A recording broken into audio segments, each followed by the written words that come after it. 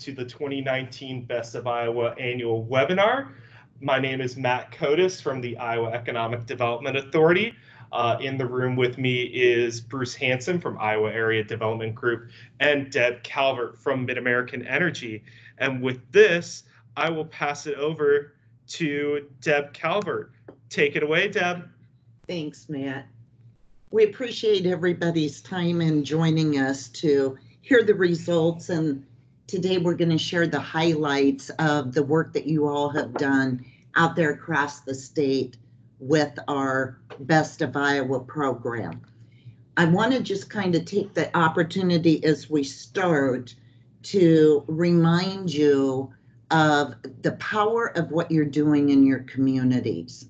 The tool that we use for the Best of Iowa program is actually synchronous. That's just a piece of your existing business initiatives. So what you have available to you, and I want you to think about this as we move through our time together today, you have the power, either if you have your own synchronous sub-license or if you're working to enter your data through the utilities, you have the power to slice and dice your information. We're going to share with you some of the correlations in the way you can use your information this morning. So keep in mind that the data you have available can be analyzed by pre-programmed reports that are in the system. It's also going to help you identify growth opportunities, which in turn are probably projects that you need to think about.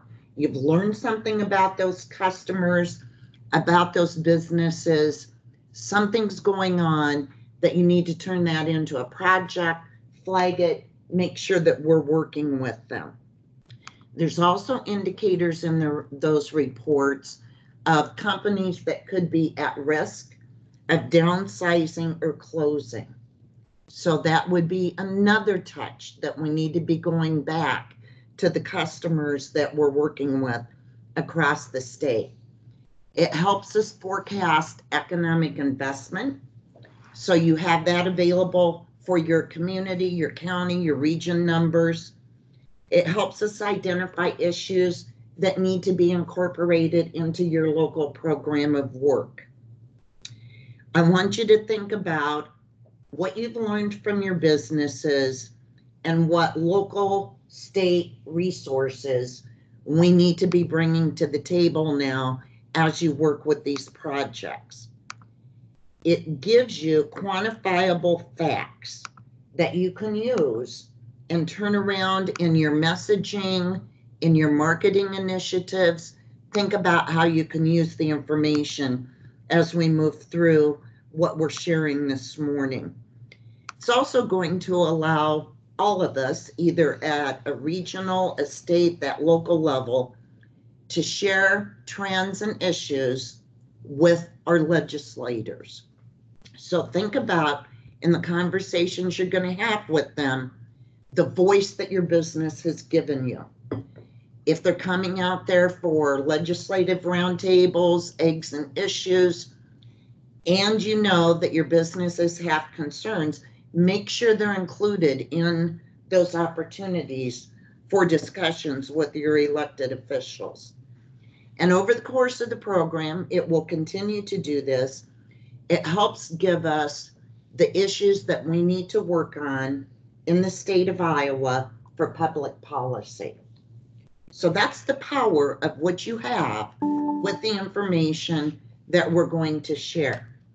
Now, the analysis, and Matt at the start of the webinar recognized the management team, which is Matt here at IEDA.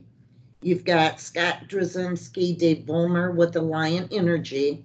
We're resources out there to you. You've got Casey Woodside with Black Hills Energy. You've got Bruce Hanson at IADG. You've got Matt here at IEDA, and you've got Catherine Kuhner, Kelly Swenson, and myself at MidAmerican. So if you're not quite sure how to use this, what type of assistance you need, reach out to the utilities. The support that we have received to provide the information we have today is through the University of Northern Iowa. Drew Conrad and Christy Reichen are on the phone with us today also. They have helped take a look and come up with the trends, issues we're going to share. So let's take a look at 2019 by the numbers. You across the state have completed almost 1,200 interviews. That's voices across 165 communities and 66 counties. Now, we've got some empty counties out here sitting on the map that need to have a voice in this process also. So we'll be working to continue to expand the program, to enhance it, and get them included in the process. Now, as we take a look at what we're going to share with you today, out of those 1,200, we're focusing on 848 companies. Those companies are in clusters that fit the state programs. So there should be something we can go back and work with these companies on their growth plans or their issues. I do have to commend you because that 848 is the best number we've had for the detailed analysis in the 11 years that we've done the program. So my compliments to all of you. We've stepped up the effort, but we're not going to quit there. We're going to expand it and drill down a little bit more, and we'll talk about that as we move through the information we share. So keep in mind, the information that we start with came from the Patel study. It also is information that the utilities have focused on with major employers out there in your communities. And we'll take a look. We've got some information in here that kind of takes a look at the metro versus the non-metro areas.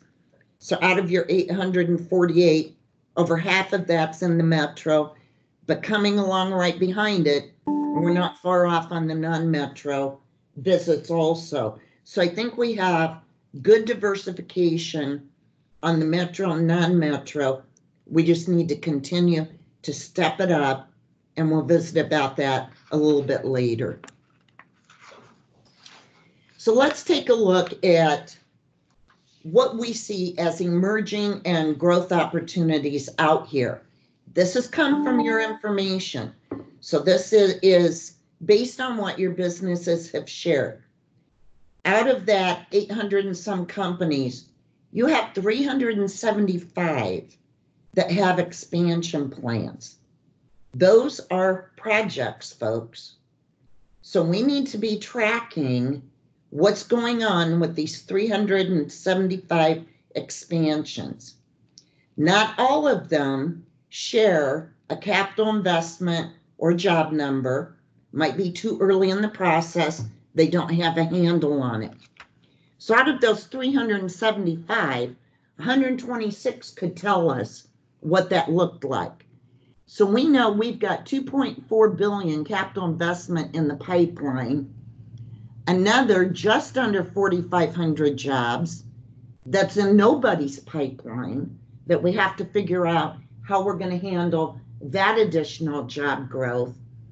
But you need to visit with them, go back and continue working and figure out what opportunities are coming into your county, your region for additional capital investment and jobs, and how are we going to connect them with the resources.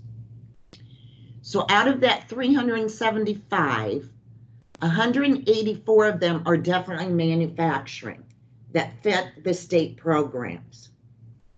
But the flip side of that, as we sliced and diced your information, 153 of those companies out of the 848 are telling us, I don't have room to expand. Not sure it's going to happen in our communities or here in the state of Iowa. That's a red flag that we've got to go back.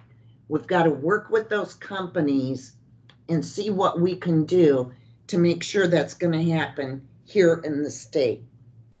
Can we help them with that? Now, as we take a look at additional information under this topic, you've got 289 of these companies that have expansion plans that have told us, I've got challenges recruiting workforce. And out of that type of indication, they're telling us that represents 3,000 jobs. So you've got some information here at your fingertips that we need to take a look at. Also, 108 of these companies feel that their recruitment challenge is tied to the community as opposed to the industry. So we've got to think, what are you going to do to engage your partners, your elected officials, whatever state resources we can bring to the table to address those recruitment issues. So if you don't have a workforce plan as part of your overall strategic annual plan, we need to get that, and we need to incorporate that and take a look at it. So just kind of think about, how are you going to tie what you've got for information together with your plans? The key obstacles that are challenges for our expansions are no surprise. Continues to be workforce related issues, land availability, cost, available buildings plays into that land availability and cost, and access to markets. And we'll talk a little bit more about these as we delve in based on the comments that were shared by the businesses. So let's talk about one of our challenges, that site building and infrastructure. We've got to continue to support solutions to this at your local and state levels. So the way you do that, we're going to continue to support the Certified Site Program. Now, we've learned in working with a lot of you out there in the state that some of you are in locational areas that you're not going to fit the state's criteria. Maybe it's distance to interstate. There's different things that cause us not to be eligible. So think about what other professionals we can engage to help you take a look at the site and building issues. Those of you that identify opportunities, continue to take those sites through the Certified Site Program. We know the speed of projects today and the timelines we have to respond. If you have gone through all of that work, you have so much information at your fingertips to respond to those requests for proposals. That program has helped us. We've made the cut on projects, and we can respond to the speed of what they need. We also need to look at what technical assistance and other resources we need to get out there to the communities. If you've got thoughts, you need to let us know that, and how can we help with your expansion projects. So let's take a look at workforce. So when we take a look at the average rating, and UNI has given us the breakout here by non-metro, metro, and all. This average rating has continued to decline for the 5th year in a row. We knew it was an issue probably before others did. We've been putting initiatives in place. We've got to continue to work on this. So 47%, or 400 companies, have reported low workforce availability rating. And by that, we mean a rating of 3 or less. So now we're starting to fall below average in their mind on that scale of that 1 to 7 ranking. So when we take a look at that, also in all 4 areas, availability, the quality, the stability, the productivity, our non-metro counties rated it lower than the metro companies. So we know we've got issues. We know we need to continue to work on it, and think about how you're going to engage that into your program of work and what resources do you need to help you do that.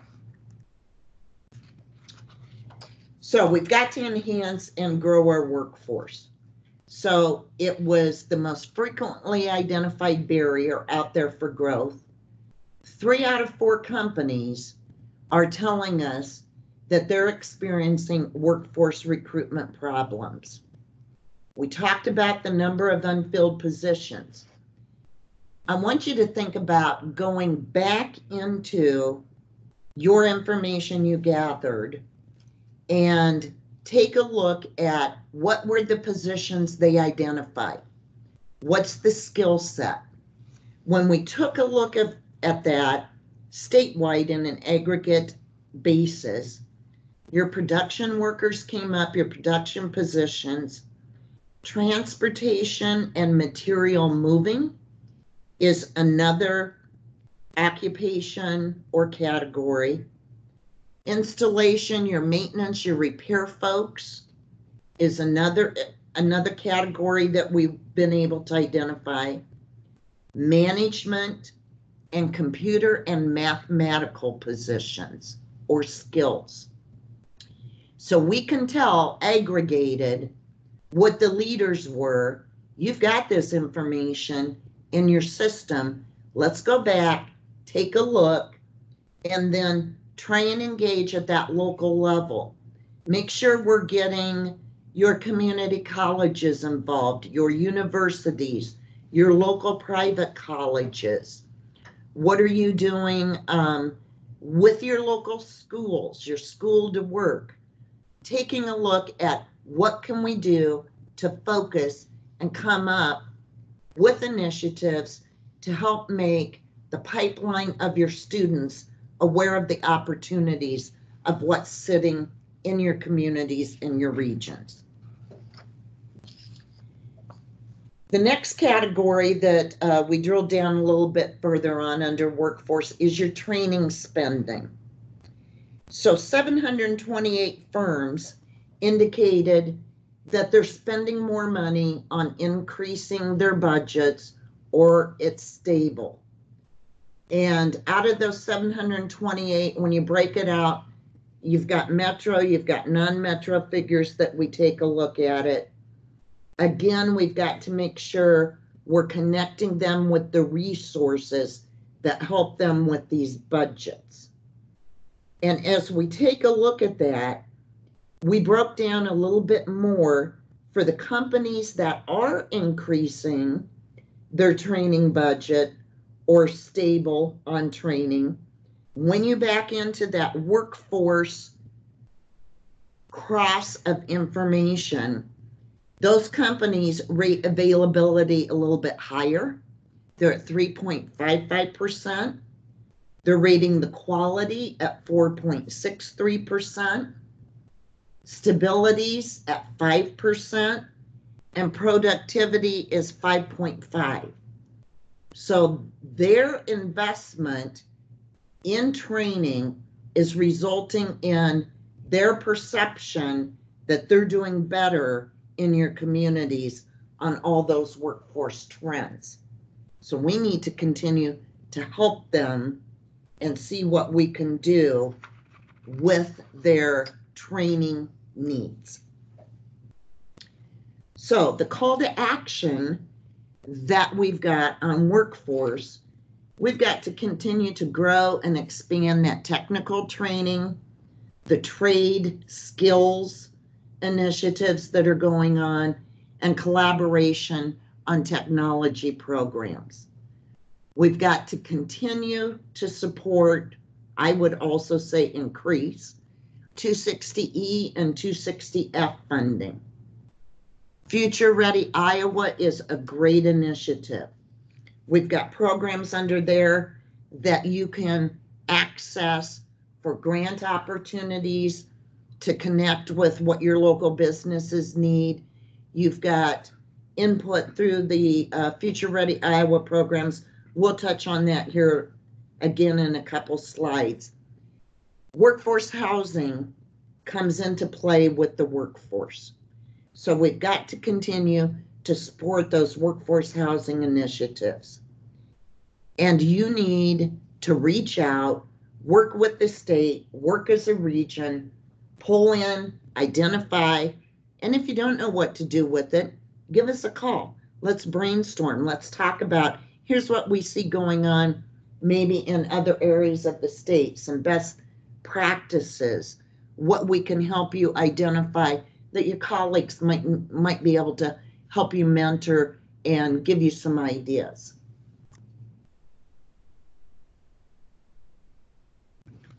Okay, we have a question that has come in on the workforce rankings and how they compare to prior years. We can have the Institute for Decision Making go back. Probably the most I would be comfortable going back on your workforce rankings is 3 years. We changed the way that we analyze the data once we got the Institute and you and I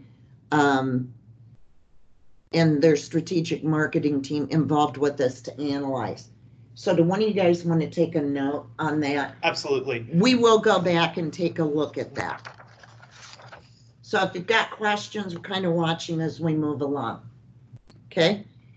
Then we need to continue on the innovation avenue. We've got to continue to encourage and support that for our Iowa companies. The voice for this comes from 573 of your companies have introduced new product or service in the past 5 years.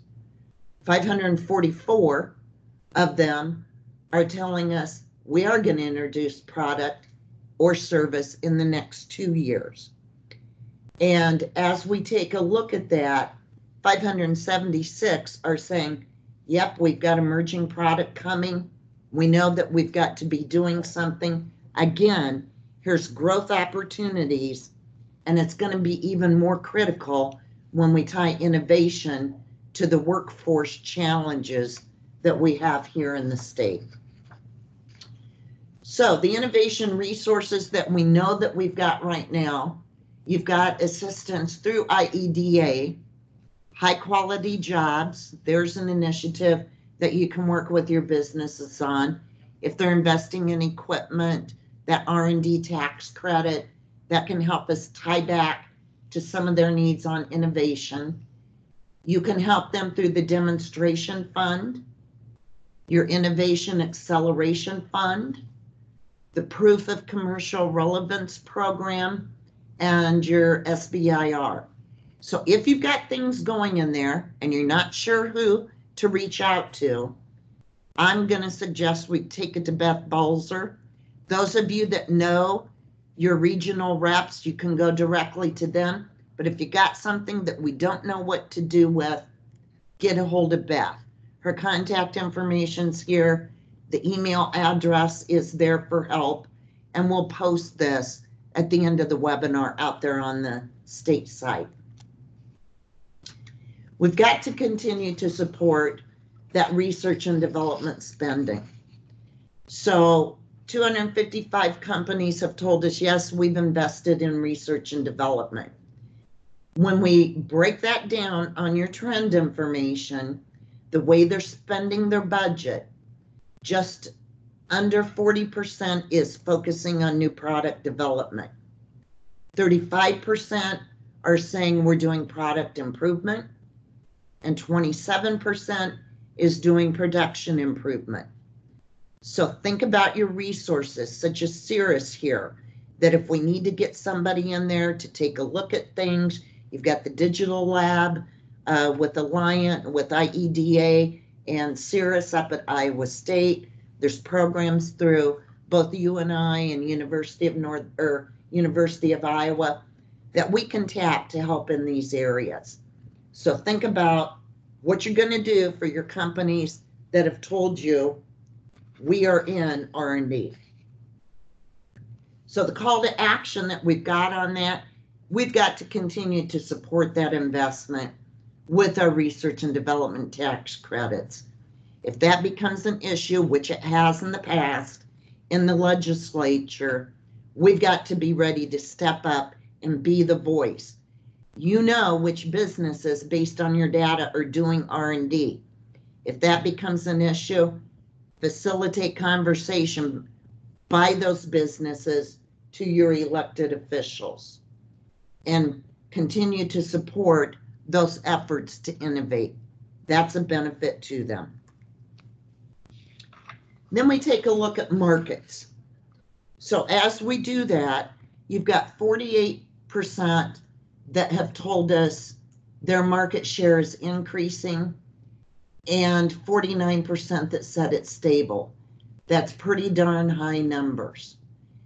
So as we take a look at that, another 63% have told you my sales are increasing. So especially in that international sector, you've got companies that have identified we're in the international market. If they're not connected to the resources here at the international team at IEDA, make sure that you make them aware of that. Some of you do export conferences. That may be something you want to take a look at doing. But definitely you've got good market conditions going on out there. So the public policy that we take a look at. So one of the conversation focuses that we had is asking them, are you having challenges? What do you see out here with public policy? 45% of the companies shared that there are changes that are going to adversely affect their business in the next 5 years. A big flag this year, 30% of that 848 cited tariff concerns. So we need to make sure that you're taking a look at their comments, that you're identifying what your businesses have shared with you, and in your conversations, if you're doing trips into Washington, D.C., let their information be their voice. Help tell their story and their concerns. Your elected officials love this information, and they don't get it from very many folks. When you can go in there and say, I've done this many visits, here's what our Iowa companies are telling us, that's some pretty strong information. So take a look at the comments and figure out how are we going to incorporate that in what you've got going on. Other changes, challenges that they cited are environmental regulations and other things focusing around labor and workforce regulations. So as we take a look at this, what are we going to do with those policies and practices? One of the things that we need to continue to do at the state level, you've got the headquarter call initiatives going on. If you're doing headquarter calls yourself, make sure that you're communicating what the outcome, what the need is with your IEDA officials so that we know what you're hearing from those corporate headquarter visitations. If you don't do a program and it's not in IEDA's focus of their trips, think about how can I initiate contact with that corporate headquarter folks so they know we have an interest. And in turn, so you know what their concerns are for that plant located in your community. So think about how we can work that a little bit more. We need to ensure that Iowa continues to be that preferred place of growth. And we need to be timely and proactive because it's a rapidly changing marketplace. Sometimes they don't have much warning. Sometimes your local plants don't know a call that corporate's going to make, or as I work between the two, sometimes the local plant doesn't know what corporate headquarters is initiating when they come to us as a utility and start asking questions. So in turn, we go out, let our local partners know, hey, we're getting some questions. Are you guys hearing anything on projects out there in their community? Or we're just kind of giving you a heads up on what we've got going here. Now, when we take a look at a little bit further trend information in this area, I want you to think if they are telling us on the conversation where we ask them about capacity, 20% of that 848 told us that their plant is under capacity. That could signal that it's primed for a future consolidation, and that consolidation might not be in your community. So think about how this information plays back to what it's telling you and what your action plan needs to be following up. 45% of that 848 have told us merger, acquisition, divestiture is increasing in their industry. So you need to think about that. If that's a signal, you need to be thinking as you're working with those companies. Think about how we're going to talk with one voice, locally, regionally, statewide. We know that we've got tariffs as an issue. We know trade's an issue. The United States, Mexico, Canada agreement. Maybe some of this is going to be acted on next week at the federal level. But this is the voice you're hearing from your businesses. Make sure we're communicating those needs at those legislative opportunities as you've got them out there in your course of travels or they're coming out to meet with you.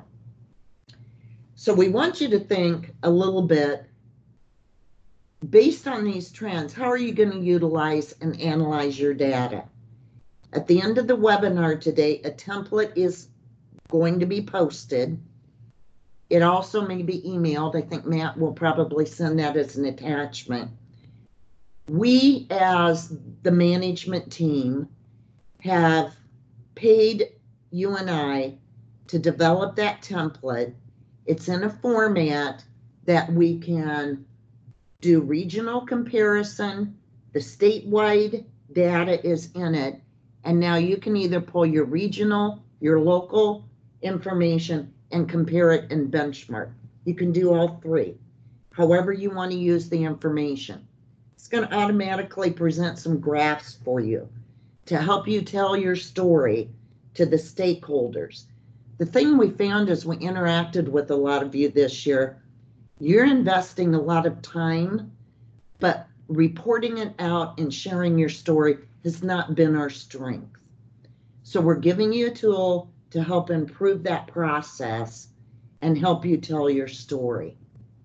So as we take a look at it, incorporate the issues, the challenges that you've heard that's in your information into your local and regional programs of work.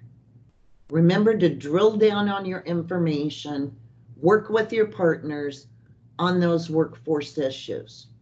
You've got resources here on the screen. Future Ready Iowa, you've got last caller or scholarships. You've got support for tuition assistance out there through the Iowa Grant Program. You've got Innovation Fund grant opportunities for community partners under Future Ready Iowa. And you've got a lot of initiatives going on with partners on apprenticeship programs. So think about how you can, if you're not pulling all that into your program of work, how you can do that. So as we move into 2020, we've automated that target list. A lot of you have received that. I want you to think about that's just a starting point. We continue to do this now as a year-round process. We're not putting pushes certain times of the year. And there are other companies that need to be on your list. We're just trying to get you jump started. Think about other companies that you want to visit with to bring into your local data. If they happen to be manufacturers that are not on the list or in those target sectors, when the data pull gets done, they'll be included because of your NAICS codes. So the priority that we want to push through this first quarter is any companies that have an interview date in the system that's before February of 2019 need to be a priority. That's been communicated out to all of you. We'd like to see those calls get scheduled, completed, and entered by the end of February. These are folks that haven't been visited, haven't had a discussion, and are key employers out there in your communities. So that's level 1. Go ahead, Matt.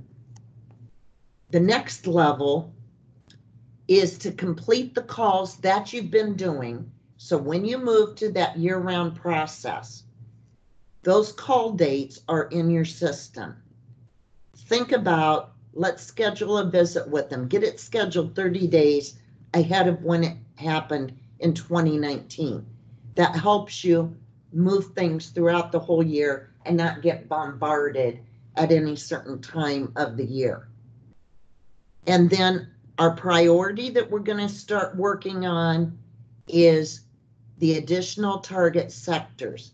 You did such a wonderful job on what I would call the key employer targets, but we didn't quite get where we need to be on those additional target industry calls.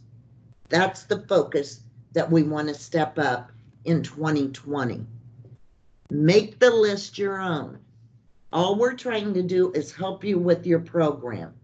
Add companies, expand your information, and you're going to have an even better story to tell out there to your stakeholders. Now, in order to help you do that, we are going to be holding a training April 9th in Ames. Dave Vollmer is coordinating that training. We'll have something out to you after our management meeting in February. We're going to focus stronger on using your information, have you bring your laptops. We're going to show you how to dig into your data, how to do data entry if you're concerned with that, because we understand that we've got a lot of turnover in your staff and some of our colleagues across the state. So that's where we'll be on April 9th. We have an opportunity today, and I'm very pleased to announce we have 2019 Best of Iowa Excellence Awards to announce. The management team would like to recognize Greater Dubuque Development Corporation, Kossuth Palo Alto County Economic Development Corporation, Marion County Development Commission, and Montgomery County Development Corporation with our first Excellent in Award recipients. We will be networking with you, doing a press release, and presenting your awards at your February board meetings. You have all done a wonderful job with your programs. You're using your information, you're implementing what you've learned and changed your programs of work to address those needs. And we would just like to recognize how proud we are of your programs. So here's your management team, folks. If you need assistance, there's telephone contacts there to reach out to us. And now I'm going to focus a little bit here on some of the chat questions or comments that we've had coming in. And before Deb gets started on those chat questions, you'll see on your webinar tools, there's a little conversation bubble to the left of where you hang up to get off this thing. If you click on that, you will be able to type in questions into the chat room in this meeting, and we will try to get through as many as we can here today. So George Lake is asking, lack of childcare options is a serious detriment to hiring and keeping workforce. Can our statewide synchronous interviews incorporate questions on the impact of childcare on companies' ability to attract and keep employees? Once we have consistent feedback on childcare issues, the state can create programs to address childcare's impact on our workforce. George, I think that's a wonderful suggestion. We have 2 avenues we can pursue to do this. And maybe we need to put a task force or get some input from you.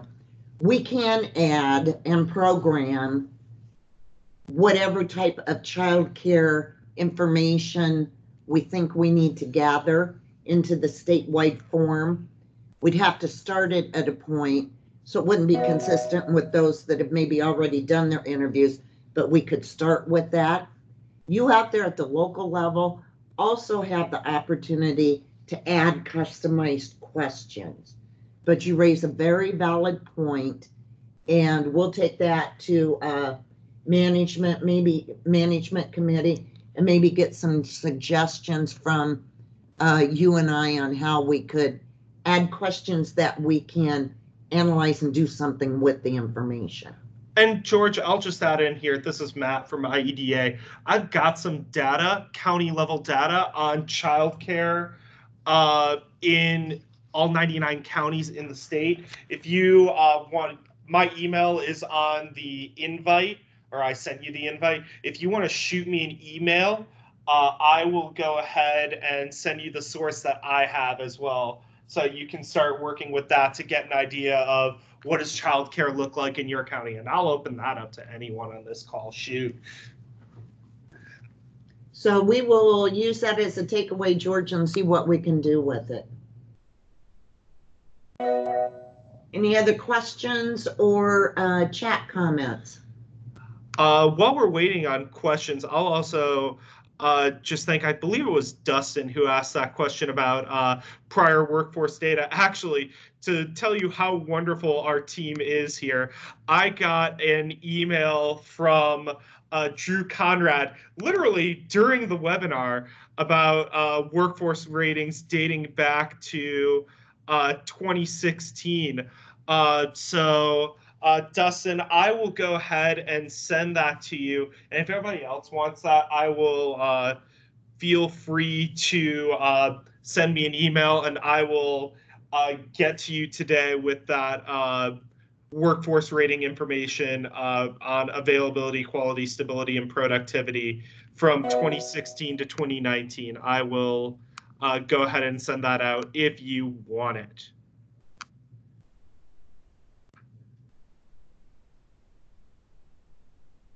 Any other questions out there in chat land for folks? Once again, if you have the conversation bubble to the left, please feel free to send us a chat on there.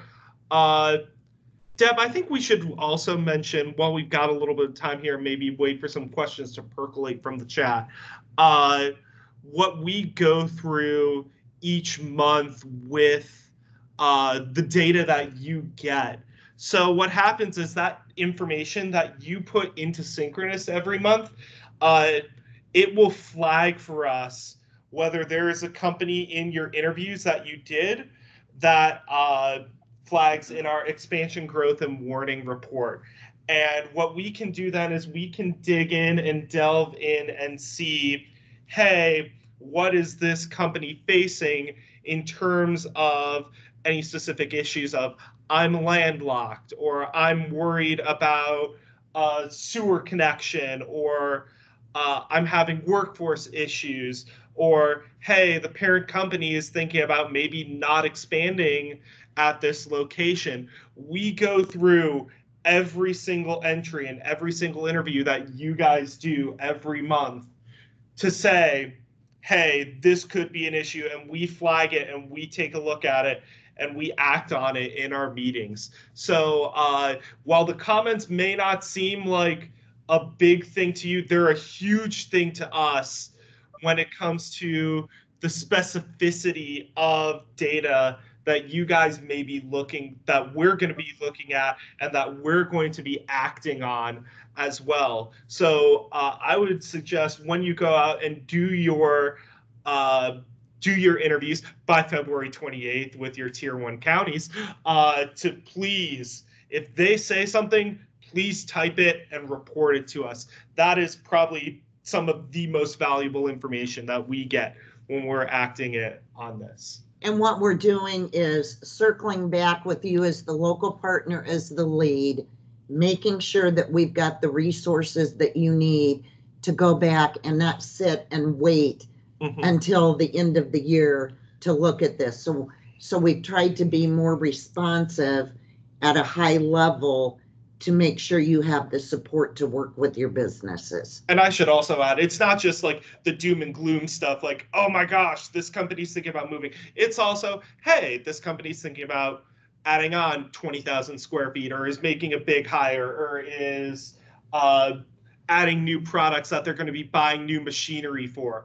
Anything that sort of raises a flag in your mind that of, hey, they may need a higher power load, or again, increased sewage, or what have you, please, please, please let us know, and we would be more than happy to provide that for you. Hey, George with another question here. In the past, Best of Iowa provided comparative data from other states in the nation. This information allowed us to better understand how Iowa is positioned vis-a-vis other states. Can this data again be made available? I'll take that. George, when we initiated the program, and it's been 11 years ago now, we as the management team paid to have that done. What we determined as we moved through that other state and national data is it was skewed. So once we engaged the Institute to do that, we determined that Iowa had so much of that data that they were using to aggregate that we would be better off to do our own analysis. And that's when we have moved to the University of Iowa, or University of Northern Iowa, sorry, Drew, as a partner. So we will no longer do that other state comparison. I'm not seeing any more questions coming in at the moment.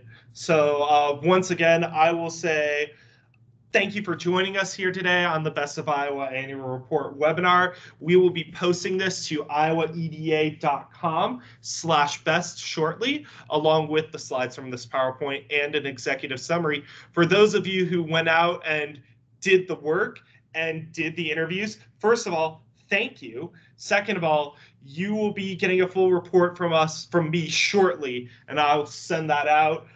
Once again, if you want that childcare data, I'd be more than happy to provide it to you. Shoot me an email. So for all my colleagues on the Best of Iowa management team, I want to say thank you. Now go out and get interviewing. Have a great year, folks.